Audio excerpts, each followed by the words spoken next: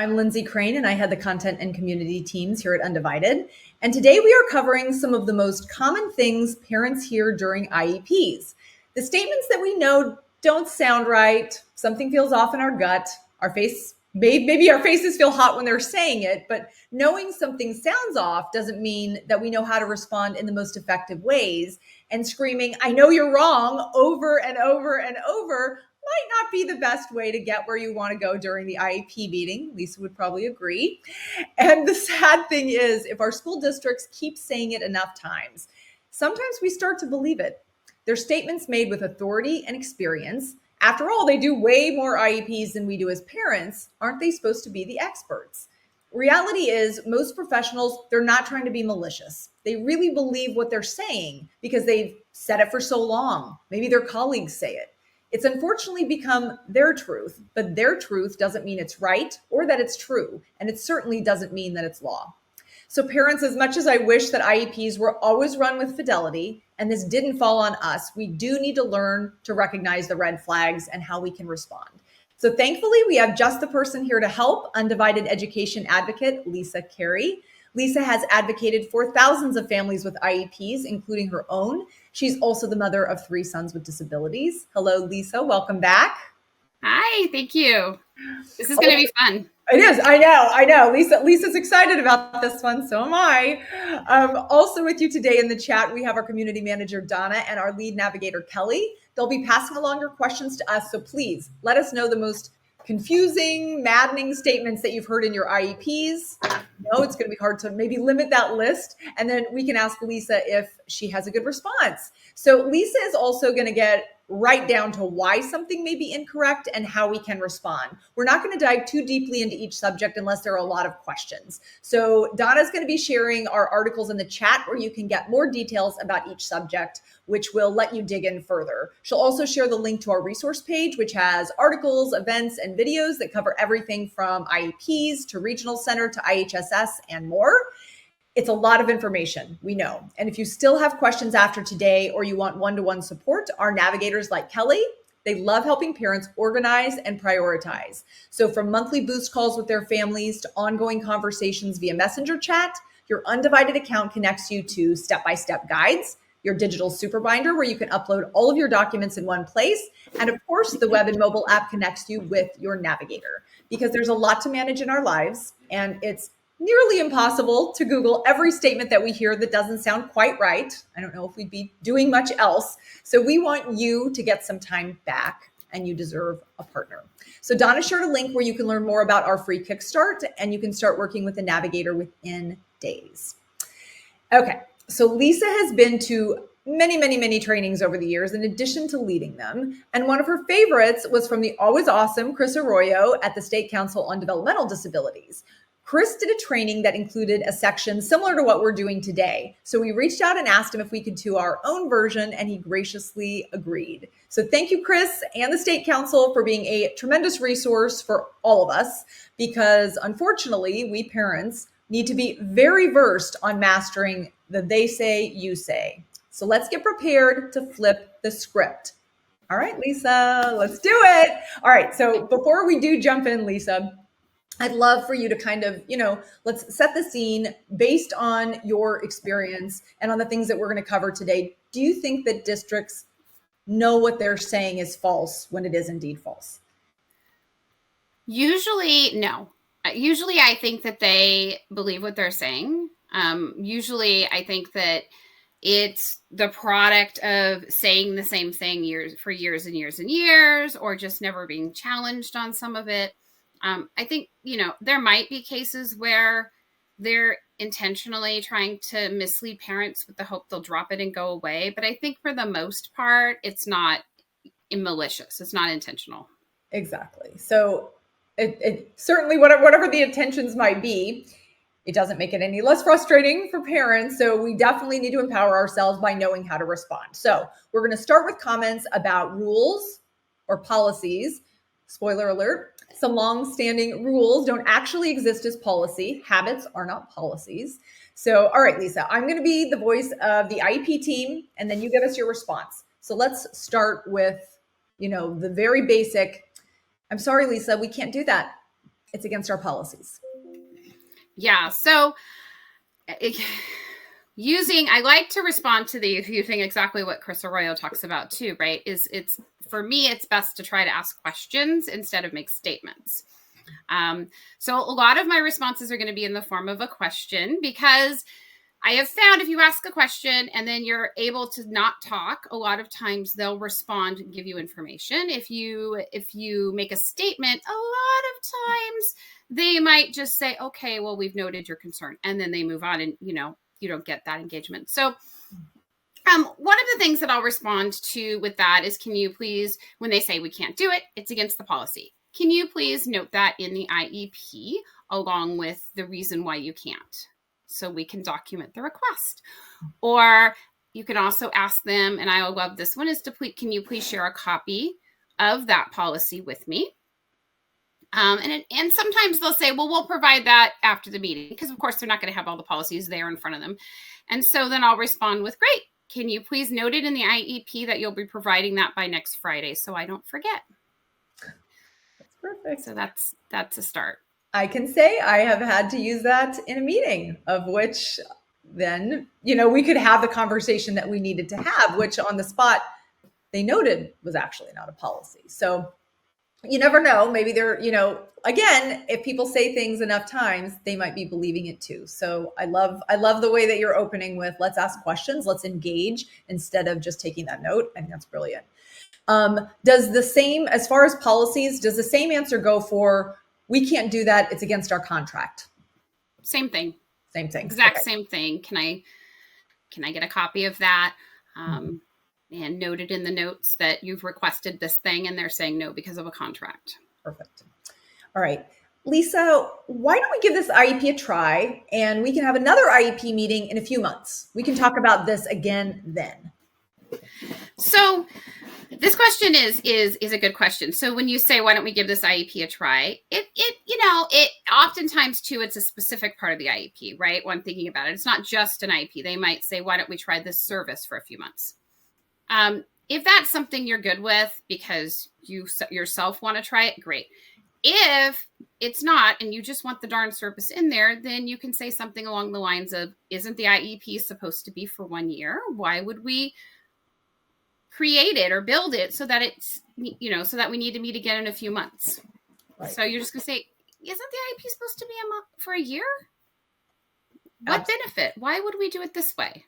Right. And I just see a quick follow-up to our last question from Veronica that I wanted to go back to real fast about policy. She said, so what happens if they don't actually get back to you when they say they are, and it's in the IEP about when they were going to give you the policy? How should they follow up, Lisa? Well, hopefully it's in the notes of the IEP. If it's not in the notes of the IEP, then you're going to, in your parent consent, when you reply to the IEP, you're going to note that, hey, in the meeting, you're going to write out, in the meeting, this was agreed to, but it's not reflected in the notes, right? Mm-hmm. So if you don't get it, as with anything in IEP land, start off first with an email to the case manager. So it's in writing saying, hey, you were supposed to give me this by this date. I haven't got it. Can you please follow up? If they don't follow up, I would request another IEP meeting. Now, the reason for this is they don't want to have another IEP meeting. Okay. So a lot of times if you say, I guess I'm going to request an IEP meeting because I really need to get this policy that was talked about in the last meeting, a lot of times that will push things along and they'll get you the policy, or they'll admit they don't have the policy. And a lot of times, by the way, if they do give you a policy, read it and make sure it actually says what they said they said. And it's not like adjacent or closely related to. Right. Absolutely. Okay. So moving on. Oh, yeah. Go ahead. Lisa. I was just going to say, and a policy, by the way, doesn't mean absolutely no. They can write a policy for anything they want, right? So then you have to dig a little bit deeper and find out, is this something that they're allowed to do under the rules around IEPs under federal and state law, right? Which, you want to look at. Just because they have a policy doesn't necessarily mean they can't do it. Absolutely. All right. A slightly different variation of the last question. We don't do that anyways. We don't have to put that in the IEP because it's part of the offer program. We don't stop at what's in the IEP. Right. This is one of my favorite ones, and I get that all the time. And I'm sure everyone listening has heard some variation of this, right? Like some of the things that I've heard commonly is, well, all the kids in the classroom have a Chromebook, or, oh, all our teachers already let kids go to the bathroom when they raise their hand, right? Or our classrooms use universal design for learning. So that's already embedded in the program. Embedded is another word. So I always reply with something along the lines, well, isn't the IEP supposed to be a portable document I can take anywhere? So, if you move districts or schools, they may not do that thing, right? So tell me, yeah, isn't the IEP supposed to be portable? What if we move? I want my new school to know what you're doing. And you can say things like, when they say, well, we already do that, you can also say, great. That makes it so much easier. Please put it in the IEP. Right. Especially, I mean, if your child has a lot of different teachers, what one teacher does, you really can't say that every teacher is doing. So it's like, great, just want everyone to be on the same page, all the providers, all the teachers. Let's just make sure we have it in the IEP all in one place. And we had, Sasha had a follow-up to the policy question. She said, what if they do show you the policy? Doesn't FAPE supersede a district policy? I think that's probably what you answered, right, Lisa? Yep, it does. Okay. It does. But always start by looking at that district policy too, because a lot of times the policy is sort of close to what you were talking about, but not exactly. Right? But yes, Sasha's right. And Nikki asked, for the IEP is a 1-year document answer. She said, I've had them say it's a living, breathing document and therefore changes all the time. How can we combat that? I've heard that too. Yeah, it is true. It is a living, breathing document. And it does change. It does change when needed. Either the school team or the home team can request an IEP meeting to change a document. Mm-hmm. But when you're writing the document, you generally, in most cases, should be looking at a year. There are exceptions. I have one client right now where they're doing a fade out of the aides slowly, right? And they wanted to write a whole fade out plan, like the aide's going to be 2 hours less a day. And then after this date, 4 hours less a day, whatever. And we said, no, we'll agree to stage 1, but we need to have a meeting and see how things are going before we agree to your stage 2 or your stage 3. So there are some cases where it would be okay. But generally speaking, we want the IEP written for a year in most cases. Okay. All right. This is one that I'm betting would have lots of hands up. So, Lisa, the general education teacher has to leave after 15 minutes because her class is coming in. Can you please sign the excusal form? Yeah, this one's easy. No. So I will preface it by, there are cases where I, as an advocate and as a parent, will allow excusals. Some of the situations might be, let's say you had an AAC assessment and it's not an annual, you're just having a meeting to talk about the AAC and they want to know if the APE teacher can be excused. Fine by me, right? I don't need the PE teacher there for this. So it's not always a hard and fast, but the general education teacher should always be there unless your child is 100% in special education. But even then, if inclusion or mainstreaming opportunities are being discussed, you need a general education teacher. Right. Or, standards, core curriculum that sometimes maybe special ed teachers might not know. Absolutely. Yes, absolutely. So a gen ed teacher is someone that I would rarely agree to excuse. All right. Lisa, I know you have an assessment that says your child has autism, but from what we see, we disagree. So they don't qualify for a lot of the services that you're asking for. Yeah. And again, I always like to put things into questions, right? And, I thought services were based on need. Are you saying he doesn't have a need in this area? Let's assess, right? So obviously, a lot of times you're not going to say this whole sentence in one breath like I just did, but this is just to give an idea, right? But, if you say, are you saying he doesn't have a need in this area? And if they say no and you disagree, then we're going to ask for an assessment. And so any IEP should not ever be based on diagnosis, but it should be based on need. Should we react to the fact that they're also disagreeing with the diagnosis? That is a tough question. It's a good question, right? So that's a tough question. Generally, I don't care. There are a few exceptions. But generally, if the child is getting their needs met, ineligibility, like I'm going to really quickly to not go completely off track here, but an eligibility on an IEP is not a medical diagnosis. It's an educational eligibility. And there are cases where there are kids who are medically diagnosed with autism, don't qualify for an IEP under the educational category of autism, and instead qualify under OHI, other health impairment, or under specific learning disability, or under speech. I kind of don't really care. What I want to know is if the child is getting all the supports and services the child needs in order to progress and access. That's the question. Thank you. I'd heard that come up from like 3 different parents that I know, like in the last week. So, okay. So a slightly different variation of the previous question. Your diagnosis doesn't qualify for an IEP. We don't need to assess. So it kind of depends how you're getting this, right? So if you've asked for an evaluation, and it sounds kind of like this might be an initial evaluation for a child who doesn't yet have an IEP, if they tell you this, you can just say, well, thank you, but I believe my child needs an assessment. Please give me an assessment plan to sign, right? It's more complicated if they've formally replied in the form of what we call a prior written notice.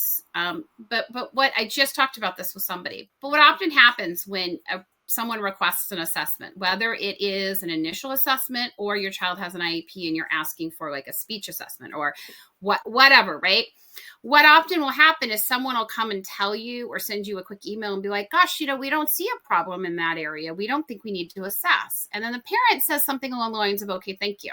And then the school says, okay, request has been withdrawn. Right. So parents should instead, unless they of course agree with what the teacher or whoever is saying, parents should instead reply with, gosh, thank you. I'm so happy to hear your opinion or your thoughts, but I'd like to get an assessment plan still. Awesome. All right. So now you sort of touched on AIDS earlier, and we do have a couple questions around AIDS. So Lisa, you aren't allowed to have the same behavioral support company at home and at school.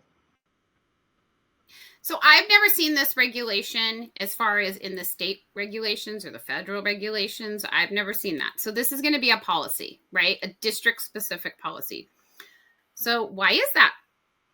That's my first response, right? Why? Can you please share the regulation or the policy on this? So go back to the first question. You want to see the regulation or the policy. Because it could be in a contract, possibly, right? And so when it comes to these contracts, I got to add, right? So your child's individual needs and their FAPE, which someone mentioned earlier, their free appropriate public education, right, is going to trump any of these policies and contracts and stuff. But if you're dealing with a private company, like a non-public school or a non-public agency, so they're contracting with ABC Behavior to come in and provide their aids, right? If there is a contract between the district and that private for-profit company, and they have some agreement in there, that is going to be really hard to overcome. And if a parent pushed and pushed here, I would say we're going to need to talk to an attorney because we can't obligate a private company to do something. Right. Now, if they're an MPS, they have a contract with the school district. So you're going to be talking to the school district and you can get them to do things. But you can't get the private company to do something because these rules don't apply to them. So it does get a little tricky. Just putting it out there. Yeah. Thank you. All right. Another frequently heard statement. You aren't allowed to talk to your child's one-to-one aide. Don't screenshot that. That was so good. That's all you need, right? That is the emotion immediately, right? This person is with your child across all environments all day. Sorry, can't talk to him. My youngest has extensive support needs, high support needs. And as a mom, this makes my blood boil. This is one of those things where I have to bite my tongue, meaning bite my tongue so I don't respond in a way that'll not be helpful. So first off, the reason school districts do this, right, is they don't want parents talking to aides because aides don't know how to talk to parents and can say the wrong thing. Okay. A lot of times things that are going on in the classroom, like an aide is not allowed to teach your child. They are facilitating what the teacher has told them to do. But an aide might say, oh yeah, I teach him his letters. Because they don't, even though maybe in this case, legitimately the teacher sat down and said to the aide, hey, this is how you do it. You do this, then you press this, and then the kid does this. And then I want you to do this, and I want you to take data, right? Even though legitimately they may have had that training from the teacher, that still is something parents run with. And I'm not saying by the way, I agree with this, just saying. So one way around this is ask to speak to the aide with the teacher present. They're going to have a really hard argument against this. You can also ask the teacher, and I would follow this up in email, right? That can you speak to the aide regarding personal care? How many times today did my child need a diaper change? Did my child eat lunch? Did his G-tube, whatever, those types of questions. Oh, sometimes schools will say yes, but don't ask about academics or services or behavior or whatever and tell the aide to defer on those. And so that's a way around, especially since a lot of times the questions parents have are around personal care. Absolutely. We also had a clarification question to the last one about when you were talking about public versus private. How would I know whether they're an actual private company? How do I know the school district isn't lying and saying it's a private company and it's actually a public one? So generally, and this is not going to be across all districts. So generally, it's how they're listed on the IEP. I assume we're talking about an aide right now. And on the IEP, a lot of times they will list it as an NPA. And you'll know that means non-public agency, and they're contracting out. Different districts have different things that they call different things, right? So there's intensive individual services, there is BII, there's instructional aid. These are all different terms that mean somebody that's one-to-one typically, unless it says different, with your child. So you're going to have to ask the school what that means when you see it on your IEP. If it has a BII in one line and a BID in the other line, ask them, who are these people? What are their training? Where do they come from? All right, one more question on the aides. Your child's aide is not allowed to attend your child's IEP. I bet you know the answer to this one. Can you please share the policy or regulation about this? Absolutely. Right. I mean, I know that's one that we hear over and over and over. Oh, and Veronica just had a follow-up question as well. And I think you touched on this, but for clarification, can aides give input to behaviors? So if it is a behavioral aide, can they give input to behaviors, whether that's at the IEP or otherwise? Yeah. So again, you're going to hit the same thing where they're going to say, well, the aide can't come to the IEP. The aide can't talk to you, all of that. So you can ask, I really do not like these situations, but I would ask the teacher to please get the aide's input. And then when you get to the IEP meeting, say, well, what input did the aide have? Right. And also asking the policy on why they can't be there. Right. Yes. Yeah. Always. Let's see. So I think Nikki had a question. I'm just trying to see if we'd already answered it. The district. Oh, okay. Nikki, I'm just going to come back around to that one in just a few, if that isn't answered in some of our later questions. All right. So Lisa, so next comment. Lisa, it seems like there's some disagreement here. So let's go around the meeting and everyone on the team can say if they agree, yes or no. Let's vote. Right. So Lindsay gave me permission to give my sarcastic answer sometimes before I give a straight answer. So my sarcastic answer is, gosh, I don't remember seeing the democracy rules and the guidelines, whatever. I get really aggravated by this. There's a few reasons I get aggravated by this. My response is something along the lines of, wouldn't it be more collaborative and constructive if each team member gave their reasons for yes or no? That's really important, because if this is something that they're talking about that you want to fight for, We want to know their whys, because sometimes that alone is enough for you to push back on.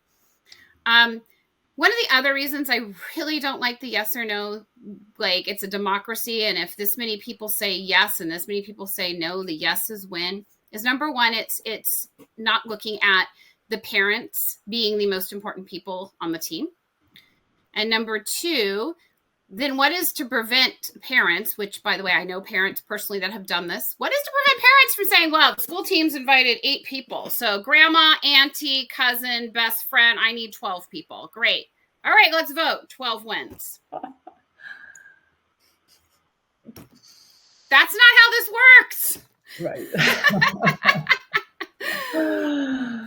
So yeah. And it feels like such a way to marginalize parents as well, and to make you feel like you're one person, like one vote, like absolutely not. Right. And that's what a lot of parents say, is they say, like, I go into this room with 10 people and it's just me. It's intimidating. And this is just sort of saying, like, yeah, you don't count because there's 9 of us and 1 of you. Exactly. Right. Okay. Lisa, we can't do that. It'll set a precedent. Yeah. A lot of responses, right? Isn't the purpose of this meeting to design a program that will meet my child's unique needs? How can we set it? How can this be a bad precedent for my child when that's what's most appropriate? If they say like something along the lines of it's a bad precedent because the other students are going to want to do this or something like that, you can just say is, are other students or parents going to be seeing his IEP? Exactly. Right. Like how is it going to be a precedent unless you're showing others? I mean, obviously there's situations where parents are going to see, but I love all of those answers. I also want to just say, I think it was the last question when you were saying we want to get their whys. I really love that, because we do, like the yes and no. So for all of these questions, asking that why to them, because collecting those responses, if you do need to take things a step further, or, you know, a subsequent IEP, we want to hear those answers, right? So just sort of a quick comment, like how those whys can be so helpful. And I want to say, anytime anyone tells you anything in an IEP meeting that you're not sure about, ask why. Like I said, ask questions, always ask why. Because I've had teachers say things in IEP, or staff or whatever, well, it's easier for us to have all the kids that do this in this classroom, right? Well, that's not going to stand most likely if you have to retain an attorney or go to alternative dispute resolution. Obviously, I can't say what would be a good case or not because I'm not an attorney, but that is, you know, against the very point of what we're doing. Exactly. The antithesis Right. of the IEP. All right. So now let's talk about some common statements around services and supports. Again, lots of normalized responses here. So, okay, Lisa, we only give 30 minutes of OT a week here. So my sarcastic answer, right, is, do all your students have OT, have the same needs as my Johnny? What? Every single one of them has the same goals? But I mean, really, that is kind of the real answer too, right? If they say all your students have OT, again, we have to look at the assessments. We have to individualize and see, maybe Johnny needs 45 minutes. I don't know. It depends on those goals, right? But when they say they only do 30 minutes of something at that school for all students, then what they're saying is they're saying that all the students have the same similar goals and needs. Right. Exactly. Again, taking the individualized out of the IEP. Okay. Lisa, services are supposed to fade out. We're going to start cutting your child's hours. Yeah. Let's start with show me the policy, right? That says services are supposed to fade out, because you know what, that might be true for some kids, but it's not true for all kids.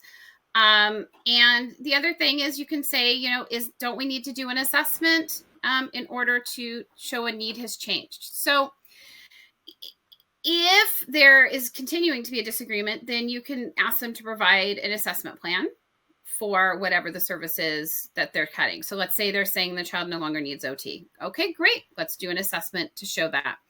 Unless you also agree. If everybody agrees, you can skip that assessment. But if you disagree, there needs to be an assessment to show needs have changed. Okay. Well, we have to wait to get approval for that new service, and we're not sure how long that's going to take.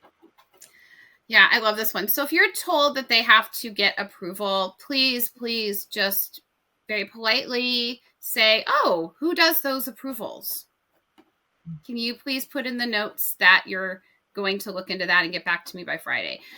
This is important because an IEP team is supposed to have somebody in the meeting who can make decisions about how to allocate district resources. So if they have to get an approval from somebody who's not in the meeting, then they are making decisions outside of an IEP meeting. I wouldn't say all that. I would just say, oh, who's going to do those? Who does those approvals? And can you put a note, that you're getting the approval and get back to me? And since you're audio recording the meeting, you also have that. Perfect.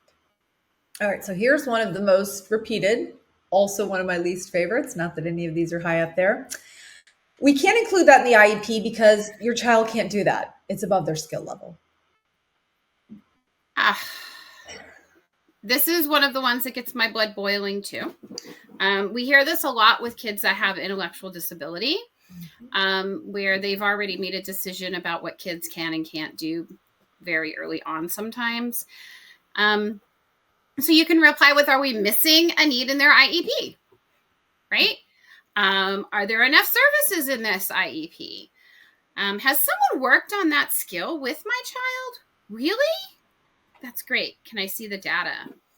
So I come up with these because when someone says we can't include something because a child can't do it, I always want to say, like, where's your crystal ball, right? Well, the closest thing we have to that crystal ball is an assessment. So let's see the assessment that says a child's not capable. I personally have never seen an assessment that said a child can never do something, right? It only says what they can do now and can't do now. I've never seen one that says the child's never going to do this thing in the future.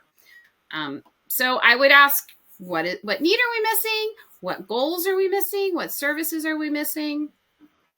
And go from there. Love that. Okay, so this is a frequent one that can be relevant for any support, and it's an example of that last question. Okay. Your child still can't write, so there's no need to include a handwriting goal. Yeah. It's interesting because when this one was told to me as a question, I thought, this is my 20-year-old. He is a 2E kid, right? Can't write. He literally can't write. And so, it turns out that when kids turn 18 or over the age of 18, right? And they're taken to the doctor's office or anywhere else, they have to sign their name and put the date in. And there are still places we go where we have to fill out a paper form. If the internet is down, then that happens everywhere, but there's still places you have to sign in at a doctor's office, usually on a piece of paper, right? So they have to be able to write. So I often will suggest a goal for filling out forms. Okay. This might be a situation, right, where we're saying we're done. We don't want to work on writing anymore. As a team, maybe the child has dysgraphia and they just need to be on a keyboard. But I do think at a minimum, we should be working on filling out some forms, name, address, phone number, so that it is legible for whoever needs to read it. Right. And I think it's a good segue to goals. So we want to make sure, we want to ensure the goals are challenging, appropriate, standards-based, and SMART, right? Which everyone on this call probably knows what that is, but specific, measurable, achievable, relevant, results-oriented, and time-bound. SMART. Yes. Somewhere in there. I think I might have said something twice, but this can cause problems when trying to agree on, like what you just said, Lisa, on what your child can do, will do, and how. So Lisa, your child met their goals. They're bright. They don't need an IEP. So, every IEP is going to have what we call PLOPs, present levels of performance. Some states actually call it PLEPs, present levels of educational performance. So someone corrected me on a live, so I want to share that. It should say in the PLOPs their needs. Now, it's very possible it doesn't, because sometimes they're preparing to exit the child, so they won't put needs in. But first check and see what needs are in the PLOPs, and you're going to want to write goals around whatever those needs are. We shouldn't exit or end something if you don't agree without an assessment. So let's do an assessment. Please provide the assessment plan. And then as a kind of a side note that I wanted to add, some kids have some disabilities that lead them to be inconsistent. Maybe it's a kid who gets dysregulated, right? Or whatnot. And so if they've met goals, if you want to write goals that are also sort of similar, and we're going to hopefully talk about repeating goals in a minute, but similar, but you can also change the measurement. A lot of times they'll want to measure it like across 5 days, right? I would want to say, let's do it across 2 weeks. Especially for those kids that could show a skill and then forget or lose or be unable to perform the skill. We want to make sure they actually can do this skill consistently. So that's something I wanted to add in there. I think it's really important because just, a lot of us know, like you said, one day your kid could be on, and if you're not repeating it and working on it the next week, that skill could be gone. So it's a great way to really look at generalization across days, moods, time. Okay. But just remember, like, they can't end a service or an IEP without an assessment. So we're going to always want to go back to that assessment to show that the need's not there. All right, Lisa, that's not unique to your child. I think all kids have difficulty with that. Yeah, I would basically say something along the lines of, that may be true, right? But my child's disability is going to make it harder for them to do this or overcome this or learn this skill.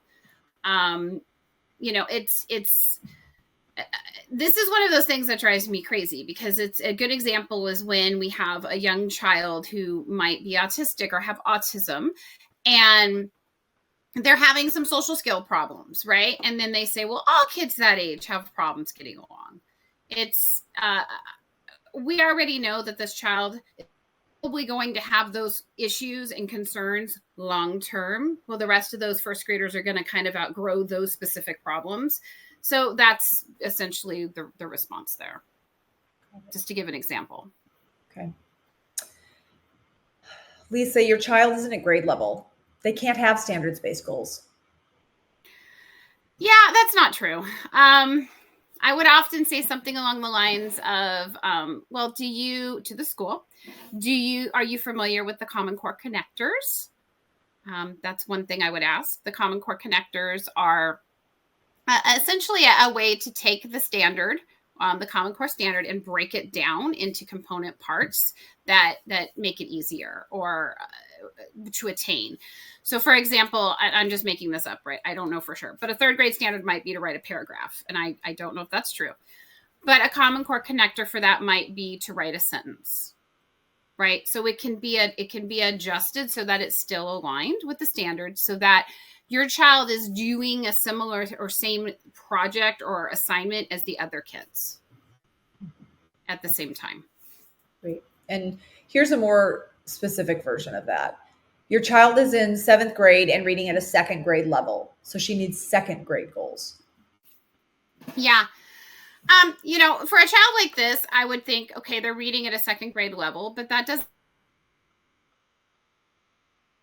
or anything else. So I say, great, let's provide her the materials in audiobook form so that they can still access whatever the 7th grade curriculum is, right? Whatever they're learning about. If they're learning about in history of war, right? Well, they may not be able to read the 7th grade history textbook, but can they listen to it? Can they get it in an ebook form, like where the word is highlighted as it's read to them to help with the reading skill? Or if it's a child who needs modified books, then please provide a modified book for this topic, right? We can't underline that enough, because schools who haven't done it, it definitely seems like something from outer space the first time that you might mention it as a parent. But it's really important to know that the answer is not always, that we have to segregate your child. There are absolutely ways to learn. And if they need help with that, then that's another conversation. Okay, so you mentioned this before, Lisa, oldie but a goodie. We're going to have to repeat last year's goal because she didn't meet it this year. She has to master skills before moving on. Okay, so my sarcastic reply isn't the very definition of unreasonable doing the same thing again and expecting different results, right? Like we've all heard that kind of saying one way or another. What was done last year didn't work. What makes you think it's going to work this time, right? What do you suggest we do differently? There are some goals that should repeat, right?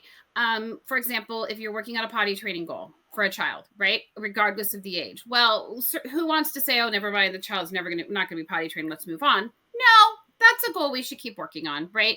But we need to change the goal somewhat, right? Like maybe we were looking for the child to initiate it. Maybe now we want a schedule. I don't know. The rule of thumb, though, is you don't repeat a goal. That is the rule of thumb. And I generally agree with that. I'm just pointing out there's a couple situations where, for example, if the goal is for a child who really has a lot of support needs and we want them to write their name, that may not be a goal that we just give up on. We may want to continue to work on writing their name again because we want them to have that skill. So it depends. But I would start with, what do you suggest we do differently this time? Because you can't do the same thing again. All right, Lisa. Well, I realize she's in middle school, but we can't give her reading goals. She doesn't even know her letters yet. Sure. Well, reading, if you have a child who's struggling to read, I suggest, I'm going a little bit off book, but I suggest you learn about, reading and all the component parts of reading, right? But reading involves a lot of skills. It includes comprehension. It includes decoding and fluency and on and on and on. So I would suggest that they also use audiobooks and ebooks, right? And while they're continuing to work on reading. So it's sort of kind of what we talked about before, right? With the second grader who's not reading, the seventh grader who's reading at a second grade level, right? It's the same thing. We still want them to be able to access the school and the curriculum and grow and learn, but we're not going to give up on reading. Ever. Exactly. Ever. So you want to keep having those reading goals in the IEP every year, targeting whatever the area is needed, whether it's phonemic awareness or phonics or whatever that area is for your kid. So always make sure reading is in there if that's a weakness. And one of, I think, the worst areas for inaccurate blanket statements seems to revolve around placement. There are, a few things that districts seem to really want control that they really want to control. Placement seems to be one of them. But let's just jump right in. So, Lisa, your child is not at grade level. They can't keep up in a gen ed classroom. Yeah. The smarty kind of, well, I don't know if this is a sarcastic response or not, but there's nowhere that says they have to keep up, right? It's okay that they don't keep up. When we talked about briefly the Common Core connectors, this is what a kid should be doing in a general education classroom. So they're on the same, we don't want a kid working on math where the rest of the room is working on history, right? So they should be doing similar or same things as their peers, just at a modified level if needed. If we modify her work, she can't be in gen ed. So my sarcastic response is bullpucky, and you guys can all figure out what word I really want to say. The need to modify it's not enough to warrant removing a child from general education, right? So I would ask, who's going to be responsible for providing the modifications so that he can, continue to learn with, his peers. Needing to modify alone is, many schools will say, well, we can't do modified work in that classroom. But what I hear when they say that is we don't have the staff or the time or the willingness to learn, or it's too hard. That's really what they're saying. So I would simply say, you could say, where's the policy on that, right? Because they're not going to have one. Or you could say, well, where does that come from? Where's that rule? I've never heard that. To get their response, but I would end with who's going to provide the modifications in the classroom. And sort of a follow-up to what you just said, your child needs a small group setting to work on this skill. Well, I would look at the general ed teacher and say, gosh, don't you utilize small groups in your classroom? Could we try it in the general ed setting and collect data to see if he's generalizing the skill is a kind of another one that fits here. I would say that all elementary school classrooms that I'm aware of, I guess we never say all, almost all, do utilize small group instruction. That is how they teach, typical gen ed classrooms and usually do small groups. So I would say, don't you utilize small group? And just a slightly different version could sound like your child needs specialized instruction in a special education setting to work on this goal. How do we respond? Aren't all services supposed to be portable? And then, have you been trained in embedded instruction? Because again, like that might be their idea in their head, but where is that written? That Exactly. is the case, right? That's what I just want parents to keep repeating in their heads, because we've heard it so many times, they've said it so many times, but where is it written that that's actually what is supposed to happen? Right. And it's not. It's not. Districts really like to sort kids, and it's oftentimes based on what works best for them and not necessarily what's best for the child. Right. All right. Well, sorry, Mom. You can only tour and see placements that are offered to you. You can't view the placement until after the IEP is signed and we agree. This is another one that gets my blood boiling. But I would, the responses aren't parents equal members of the IEP team. And how can they, or how can I meaningfully participate without having the same information as the rest of the team? It's when you go as a parent to an IEP meeting, you have this awesome responsibility to make a decision about how your child should be educated and make a decision on whether what they're presenting to you fits with what your child needs. How is it even remotely possible for you to make a decision about that placement if you've never even seen it? Yeah. When they asked that question at the end of the meeting, I don't remember the exact question, but they always are supposed to ask you if they facilitated your meaningful participation in the meeting or something to that effect. If they're not going to let you visit the placement that they're asking you to agree to, that would be no. I'm not being meaningfully included in the IEP process. You're excluding me. You're not letting me have the same information. And that's pretty much a guaranteed part 2 of an IEP if you're going to recommend, because I'm not going to agree to something I haven't seen if that is the case. And so then, they're pretty much guaranteeing instead of letting you be proactive and then having a conversation during that original IEP meeting.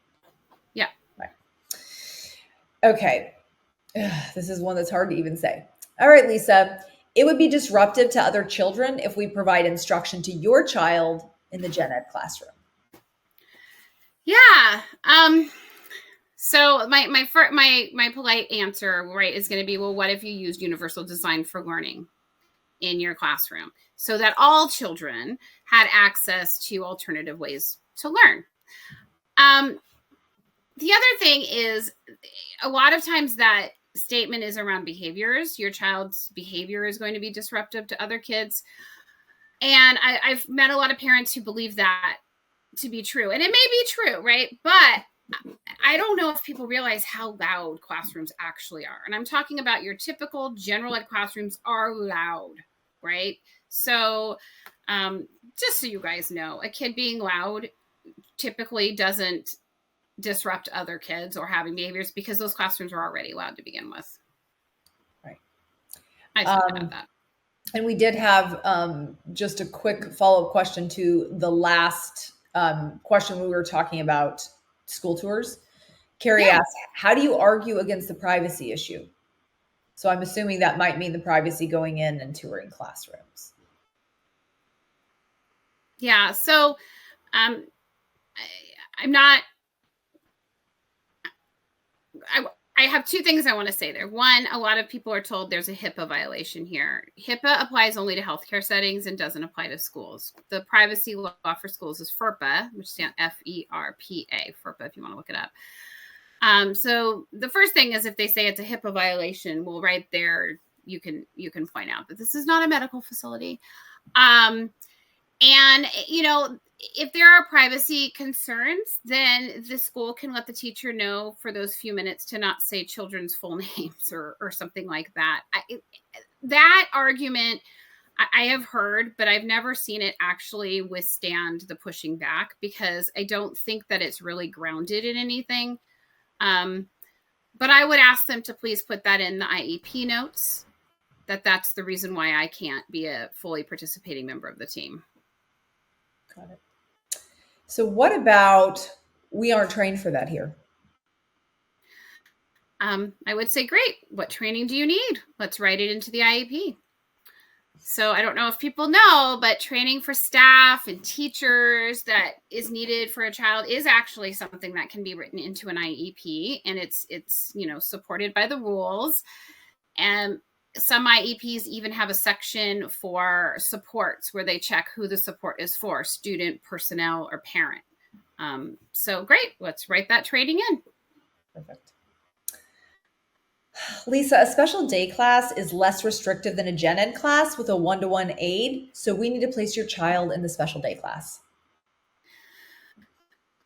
Yeah, so the word restrictive, when we're talking about less restrictive environment or LRE, right, that is defined as placement. Restriction applies to placement, not supports, and a one-to-one aide is a support, not a placement.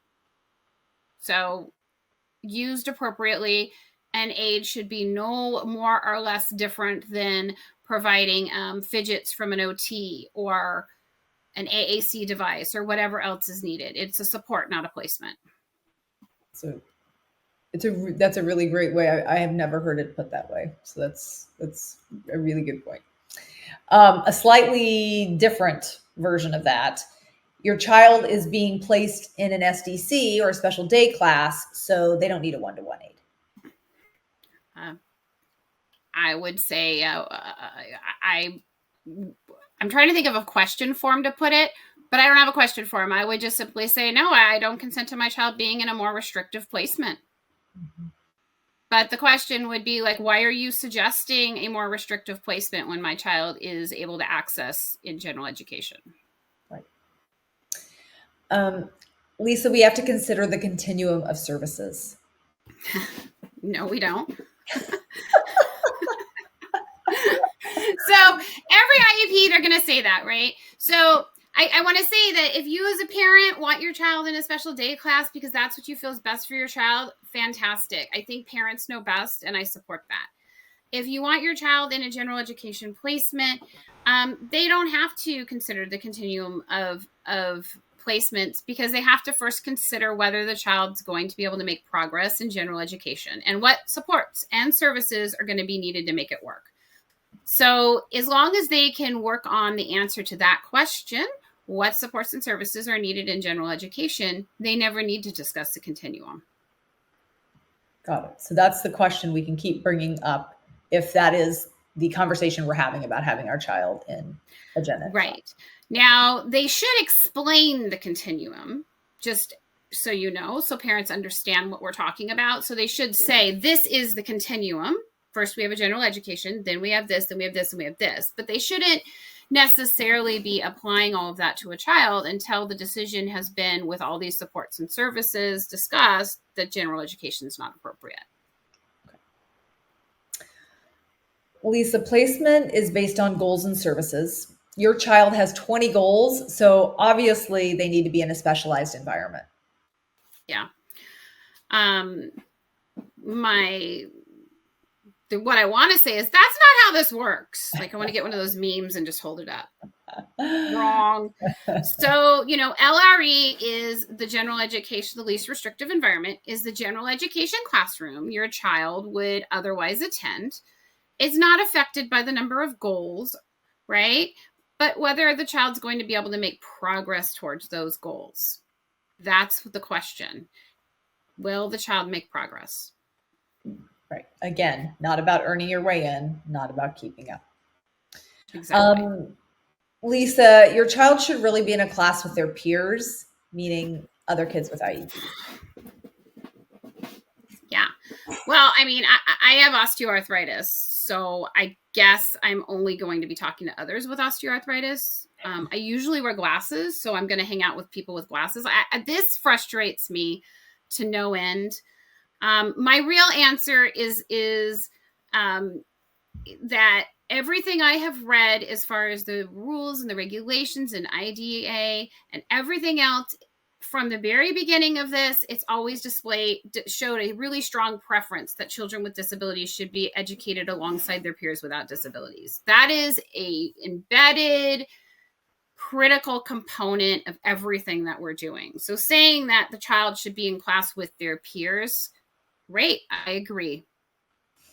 Because their peers are everybody else. I have this saying I say, and that is, we don't, if your child has autism, your child's not going to grow up and join the autism world. Or your Down syndrome. Your child's not going to grow up and join the Down syndrome world. Your child's going to grow up and join the same world that we're in, which is going to have a mix of people. And that's who our children should be educated with, a mix.